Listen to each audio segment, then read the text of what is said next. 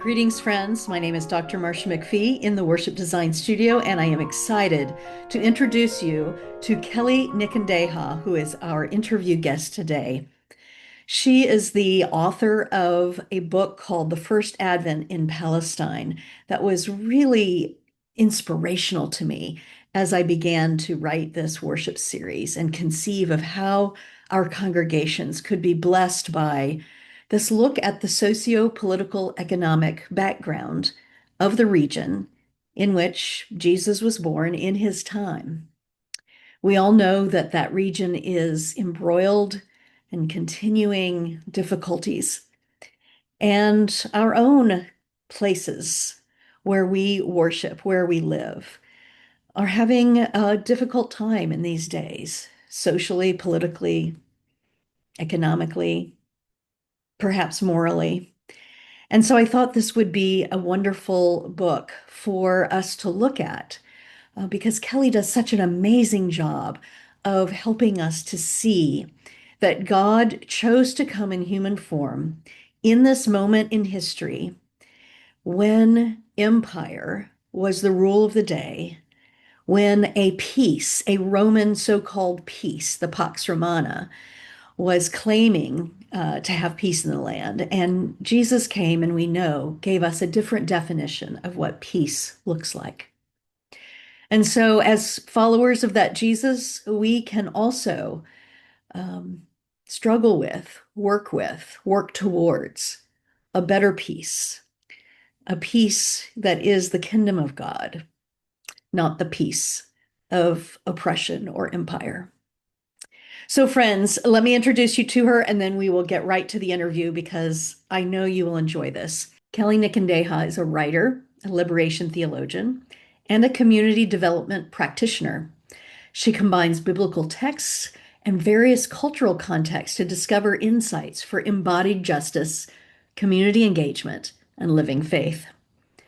Besides the first Advent in Palestine, she is the author of Defiant: What the Women of Exodus Teach Us About Freedom, and Adopted: The Sacrament of Belonging in a Fractured World.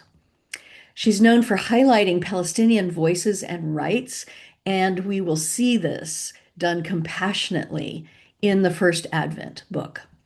She travels between the Southwest US and Burundi in East Africa, the homeland of her spouse.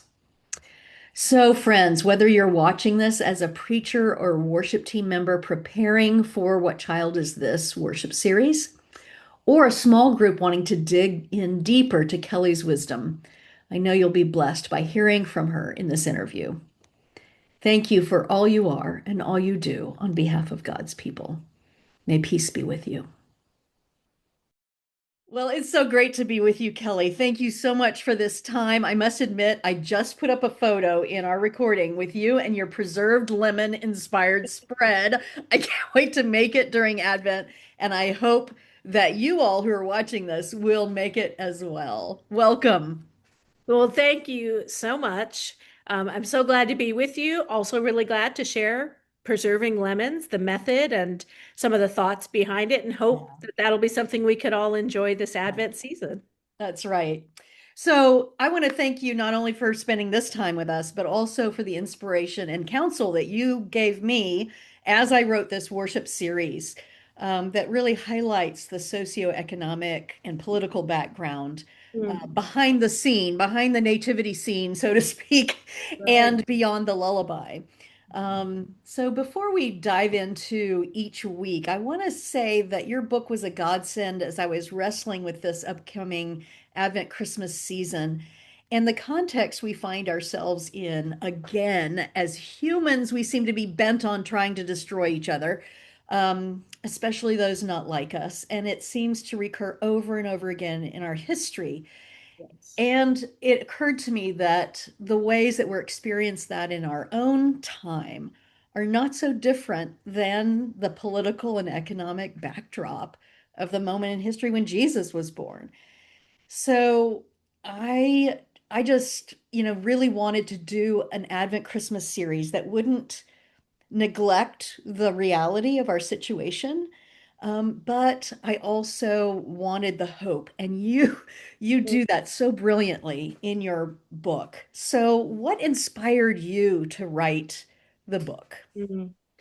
I I think I had started to really dip into, I think some people call it the blue Christmas. I Right, noticed right. that I've always loved Advent. In the church calendar. It's always been a special time for me and my own personal devotion.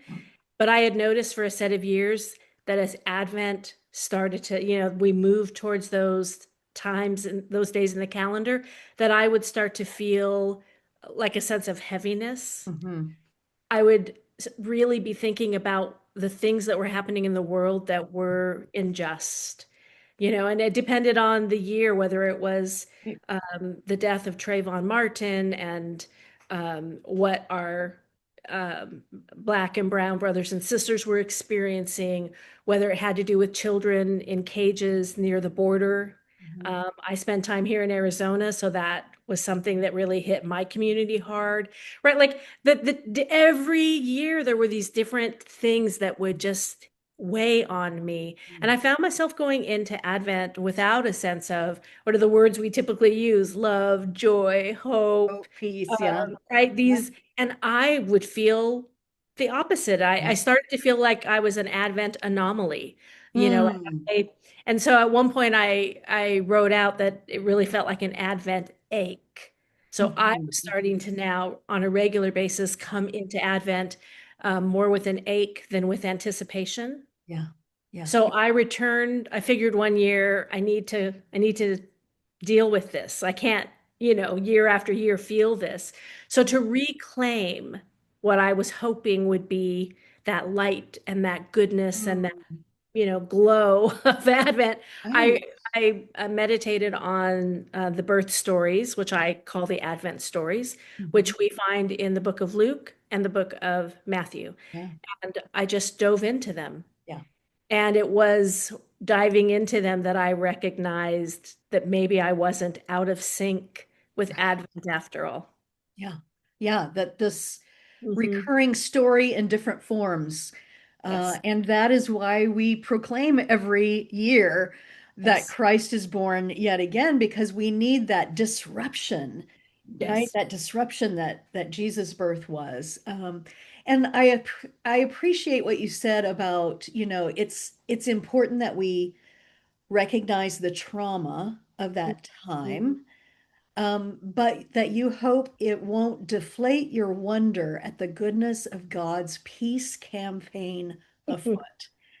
And I just loved that phrase. And that's in the introduction, I believe, and it just set me up so well. And I think that's what I want to say to folks who are starting to read the book, in this introduction is that there are hard things, just like life, there are hard things, and yet the reason why we tell this story and the fullness of this story, both the hard stuff and the wonder stuff, Right. is to remind ourselves that God is still at work among us, is Mhm. still disrupting the pain with promise.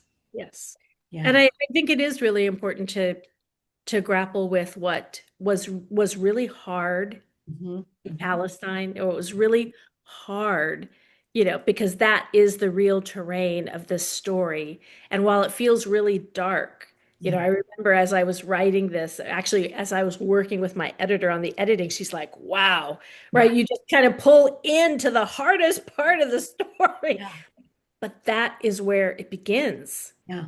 I think that where we begin matters in any storytelling. Yeah. Where you decide to start the story, and I think we see this in where you start to tell the story of creation, right? Yeah. Genesis 1 or Genesis 3. Like, right, where we start matters. Yeah. And so I think, well, no, we have to start with what's hard and dark, and where we think that there absolutely is no hope.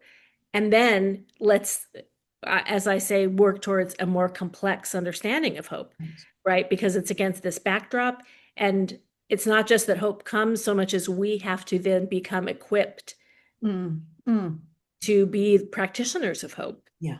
Yeah. Yeah. I think starting with lament is also interesting because it allows us to not fall into the pitfall of spiritual bypassing, which Mm, happens mm, so often, at least in our churches, I know, having been, brought up in them, yeah. that we want, oh, let's rush to Advent, let's rush to church where we can have all this wonderful spiritual language as a salve to our soul. But Mhm. sometimes that salve we can actually try and use it to bypass what is hard Mm, and painful.